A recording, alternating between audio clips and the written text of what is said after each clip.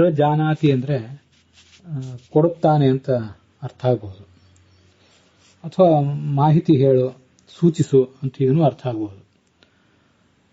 ಅದು ಐತರೇಯ ಉಪನಿಷತ್ತಿನಲ್ಲಿ ಅದರ ವರ್ಗೀಕರಣ 2.4.2 ಅದರ ಆರಣ್ಯಕ ಅಧ್ಯಾಯ ಇತ್ಯಾದಿ.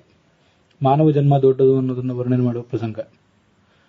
ತಾ ಏನಮಬ್ರುವನ್ ಆಯತನಂ ನ ಪ್ರಜಾಹೀತಿ ಪ್ರಜಾನೀಹಿ ಅಂತ ಆ ದೇವತೆಗಳು ಭಗವಂತನಿಗೆ ಹೇಳಿದ್ರಂತೆ,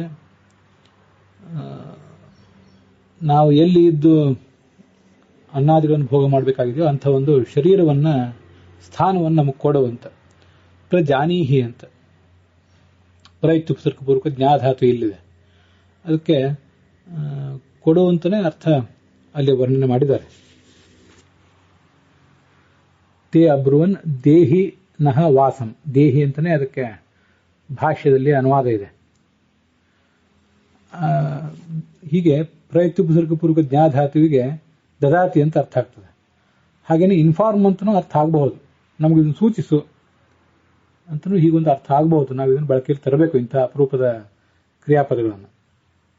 ಪ್ರಜಾನಾತಿ ಅಂದ್ರೆ ಕೊಡ್ತಾನೆ, ಸೂಚಿಸ್ತಾನೆ, ಅಲ್ಲಿ ಹೋಗಿ ಅಲ್ಲಿರಿ, ಅದನ್ನು ತೋಳಿ ಅಂತ ಸೂಚನೆ ಮಾಡ್ತಾನೆ ಎಸ್ಪೆಷಲಿ, ಹಾಗಾಗಬಹುದು.